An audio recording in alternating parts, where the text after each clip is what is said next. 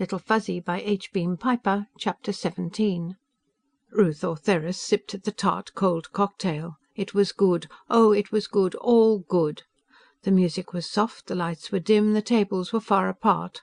Just she and Gerd, and nobody was paying any attention to them. And she was clear out of the business, too. An agent who testified in court always was expended in service, like a fired round. They'd want her back, a year from now, to testify when the Board of Inquiry came out from Terra, but she wouldn't be Lieutenant J.G. Ortheris then, she'd be Mrs. Gerd van Riebeek. She set down the glass and rubbed the sunstone on her finger. It was a lovely sunstone, and it meant such a lovely thing. And we're getting married with a ready-made family, too. 4 Fuzzies and a black and white kitten. "You're sure you really want to go to Beta?" Gerd asked. "When Napier gets this new government organized, it'll be taking over Science Center. We could both get our old jobs back. Maybe something better." "You don't want to go back?" He shook his head. "Neither do I. I want to go to Beta and be a sunstone digger's wife." "And a Fuzzyologist." "And a Fuzzyologist. I couldn't drop that now. Gerd, we're only beginning with them. We know next to nothing about their psychology." He nodded seriously. "You know, they may turn out to be even wiser than we are." She laughed. "Oh, Gerd, let's not get too excited about them. Why, they're like little children. All they think about is having fun." "That's right. I said they were wiser than we are. They stick to important things." He smoked silently for a moment. "It's not just their psychology. We don't know anything much about their physiology or biology either." He picked up his glass and drank. "Here, we had 18 of them in all, 17 adults and 1 little one. Now, what kind of ratio is that? And the ones we saw in the woods ran about the same. In all, we sighted about 150 adults and only 10 children." "Maybe last year's crop have grown up," she began. "You know any other sapient races with a 1-year maturation period?" he asked. "I'll bet they take 10 or 15 years to mature. Jack's Baby Fuzzy hasn't gained a pound in the last month. And another puzzle. This craving for XT3. That's not a natural food, except for the cereal bulk matter. It's purely synthetic. I was talking to Wybera. He was wondering if there mightn't be something in it that caused an addiction." "Maybe it satisfied some kind of dietary deficiency." "Well, we'll find out." He inverted the jug over his glass. "Think we could stand another cocktail before dinner?" Space Commodore Napier sat at the desk that had been Nick Emmett's and looked at the little man with the red whiskers and the rumpled suit, who was looking back at him in consternation. "Good Lord, Commodore, you can't be serious." "But I am. Quite serious, Dr. Rainsford." "Then you're nuts!" Rainsford exploded. "I'm no more qualified to be Governor General than I'd be to command Xerxes Base. Why, I never held an administrative position in my life." "That might be a recommendation. You're replacing a veteran administrator."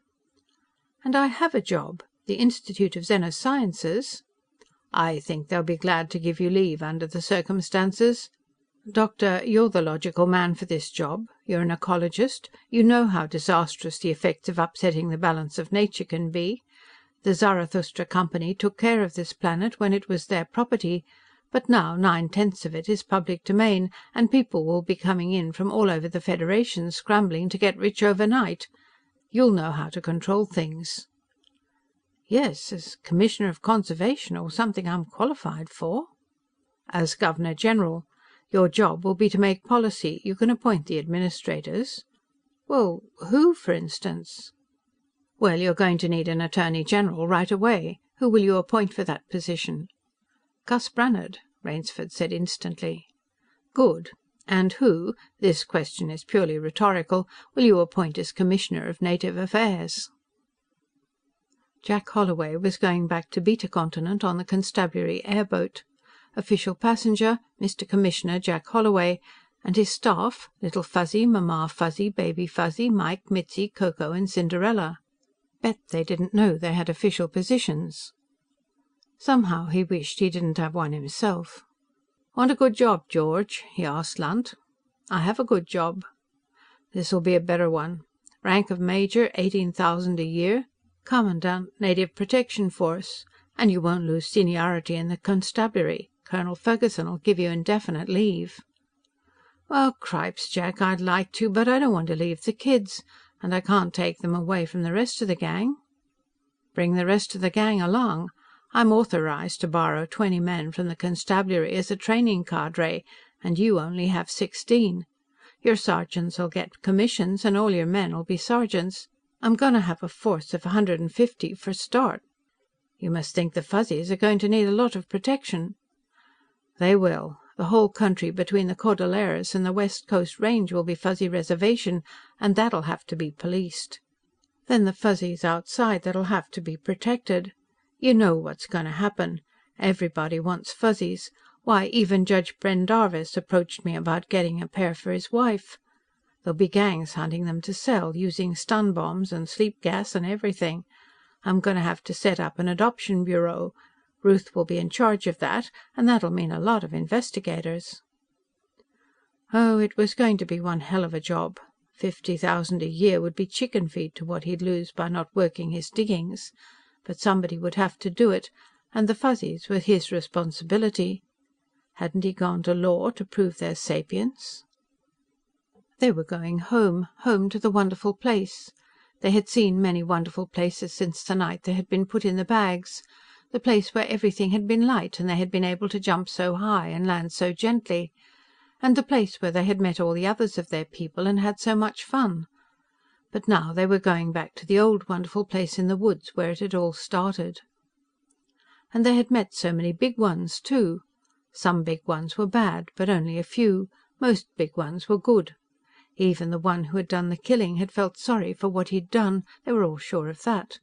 And the other big ones had taken him away, and they had never seen him again. He had talked about that with the others, with Flora and Fauna and Dr. Crippen and Complex and Superego and Dillinger and Lizzie Borden. Now that they were all going to live with the big ones, they would have to use those funny names. Someday they would find out what they meant, and that would be fun too. And they could. Now the big ones could put things in their ears and hear what they were saying, and Pappy Jack was learning some of their words and teaching them some of his.